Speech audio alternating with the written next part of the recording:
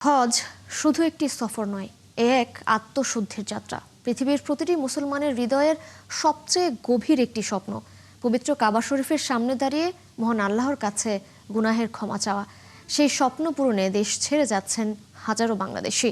বৃদ্ধ, নারী, মধ্যবয়সী সবার চোখে একই আলো, একই আকুলতা, একটাই অনুভূতি, আল্লাহর ঘরের পথে যাত্রা। ফজলে রাব্বির ক্যামেরায় সিফাত ফারুকীর প্রতিবেদন।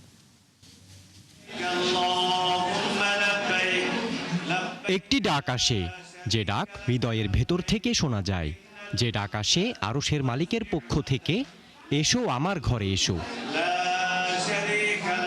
আর সেই ডাকে সাড়া দিয়ে সব ব্যস্ততা, সব হিসাব নিকাশ আর পার্থিব টানাপোড়েন পেছনে ফেলে এক পবিত্র সফরের শুরু করে মুসলমানরা। কারো কাঁধে সাদা ইহরাম, কারো হাতে তসবিহ, আবার কারো ঠোঁটে কাপা কণ্ঠে উচ্চারিত হয় লাব্বাইক আল্লাহুম্মা লাব্বাইক। এ সফর শুধু ভ্রমণ নয়, এ এক আত্মশুদ্ধির যাত্রা, এ এক ক্ষমা প্রার্থনার দরজা খুলে দেওয়ার আহ্বান, এ এক বান্দার তার রবের কাছে নিজেকে সমর্পণের পবিত্র আহ্বান। আল্লাহ তাআলার কাছে চাই, আল্লাহ তাআলা যেন আমাকে এই হজের উসিলায় আল্লাহ তাআলাকে আমাকে মাফ করে দেন। হজ্জে মাবরুর একমাত্র প্রতিদান হচ্ছে জান্নাত। পবিত্র হজ পালনের উদ্দেশ্যে দেশ ছাড়ছেন হাজারো বাংলাদেশি মুসলমান। কেউ জীবনের সঞ্চয় জমিয়েছেন বছরের পর বছর, কেউ অপেক্ষা করেছেন একটি সুযোগের জন্য পুরোটা জীবন, আবার কেউ বয়সের ভার নিয়েও থামিয়ে রাখতে পারেননি হৃদয়ের আকুলতা।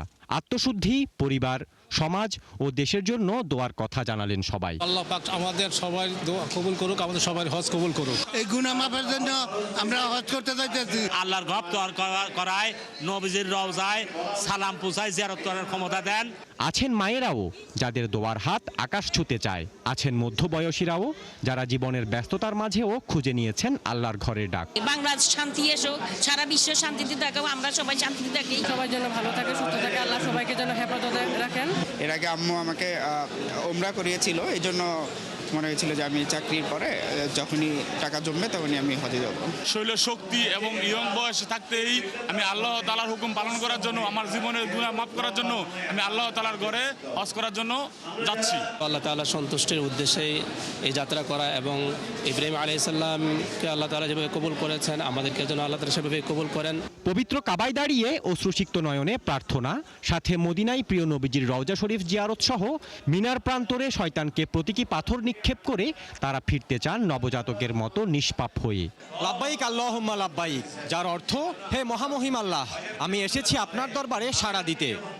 আরাফাতের ময়দানে পৌঁছানোর আগেই এই ধ্বনিতে মুখরিত হয়ে উঠেছে প্রতিটি হাজিদের হৃদয়। বাংলাদেশ থেকে এই বছরও অসংখ্য হাজি পাড়ি জমাচ্ছেন মক্কা ও মদিনার পথে হজের উদ্দেশ্যে।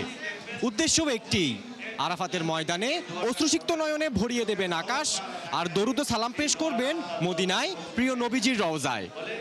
সিফাত ফারুকী, ৭১, ঢাকা।